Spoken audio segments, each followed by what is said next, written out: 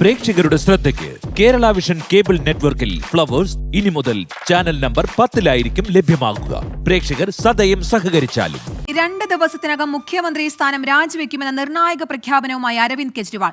നിയമസഭ പിരിച്ചുവിടില്ലെന്നും താനും മനീഷ് സിസോദിയും തെരഞ്ഞെടുപ്പിനെ നേരിടുമെന്നും കെജ്രിവാൾ വ്യക്തമാക്കി. ജനവിധിയോടെ തിരിച്ചുവരുമെന്നും അഗ്നിപരീക്ഷയ്ക്ക് തയ്യാറെന്നും കെജ്രിവാൾ പ്രഖ്യാപിച്ചു. ജയിൽ മോചിതനായ ശേഷം പാർട്ടി ആസ്ഥാനത്ത് പ്രവർത്തകരെ അഭിസംബോധന ചെയ്യുകയായിരുന്നു അരവിന്ദ് കെജ്രിവാൾ.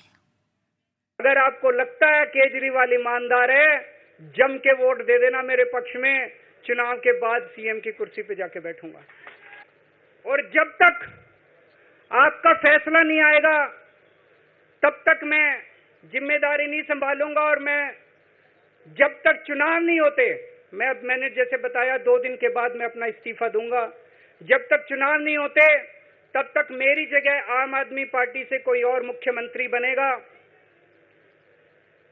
अगले 2-3 दिन के अंदर विधायक दल की मीटिंग होगी और विधायक दल की मीटिंग में अगले मुख्यमंत्री के नाम का तय किया जाएगा.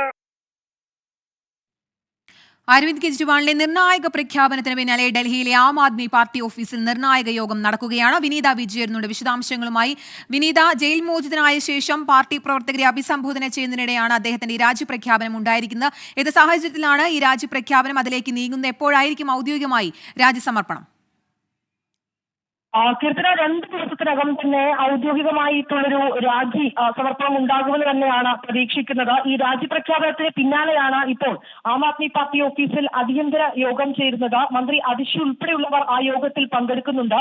മുഴുവൻ MLA-മാരെയും വിളിച്ചു ചേർത്താണ് യോഗം ചേരുന്നത്. ഒരുപക്ഷെ അടുത്ത മന്ത്രി അത് ആരാകും എന്നതുൾപ്പെടെയുള്ള കാര്യങ്ങൾ ഇന്ന് ചേരുന്ന ഈ അടിയന്തര യോഗം ചർച്ച ചെയ്യും. കാരണം മനീഷ് സിസോദിയ അരവിന്ദ് കെജ്രിവാളിനൊപ്പം തന്നെ ജനവിധി തേടുമെന്ന് അദ്ദേഹം നേരത്തെ തന്നെ വ്യക്തമാക്കിയിട്ടുണ്ടായിരുന്നു. നിയമസഭ പിരിച്ചുവിടില്ലെന്നും തെരഞ്ഞെടുപ്പിന് മുൻപ് വരെ മറ്റൊരാൾ മന്ത്രിയായി തുടരുമെന്നുമാണ് അരവിന്ദ് കെജ്രിവാൾ അറിയിച്ചിട്ടുണ്ടായിരുന്നത്. ഇതിന് പിന്നാലെയാണ് ഇപ്പോൾ അടിയന്തരമായി ഈ യോഗം ചേരുന്നത്. യോഗത്തിൽ മുതിർന്ന നേതാക്കളൊക്കെ തന്നെ പങ്കെടുക്കുന്നുണ്ടെന്നാണ് നമുക്ക് മനസ്സിലാക്കാൻ കഴിയുന്നത്. ഒപ്പം തന്നെ രാഘവ് ചദ്ദ, സഞ്ജയ് സിംഗ് തുടങ്ങി അതിഷി ഉൾപ്പെടെയുള്ള ആം ആദ്മി പാർട്ടിയുടെ മുതിർന്ന നേതാക്കളൊക്കെ തന്നെ ആ യോഗത്തിൽ പങ്കെടുക്കുന്നുണ്ട്. മുഖ്യമന്ത്രി ഉൾപ്പെടെയുള്ളവരെ ചർച്ച ചെയ്യുന്നതിനായാണ് ഇപ്പോൾ യോഗം ചേർന്നിരിക്കുന്നത്. ഇന്ന് രാവിലെയാണ് ഇങ്ങനെയൊരു നിർണായക പ്രഖ്യാപനം അരവിന്ദ് കെജ്രിവാളിന്റെ ഭാഗത്തു നിന്നുണ്ടാവുന്നത്. ഇന്ന് പാർട്ടി ആസ്ഥാനത്ത് പ്രവർത്തകരെ അദ്ദേഹം കാണുമെന്ന് നേരത്തെ തന്നെ അറിയിച്ചിട്ടുണ്ടായിരുന്നു. എന്തായാലും ജയിൽ മോചിതനായ ശേഷം പാർട്ടി പ്രവർത്തകരെ കാണുന്നതിനിടെയാണ് ഇപ്പോൾ രാജിപ്രഖ്യാപനവുമായി അരവിന്ദ് കെജ്രിവാൾ രംഗത്തെത്തിയത്. വിനീത വിജയാണ് വാർത്തയുടെ കൂടുതൽ വിശദാംശങ്ങൾ നൽകിയത്.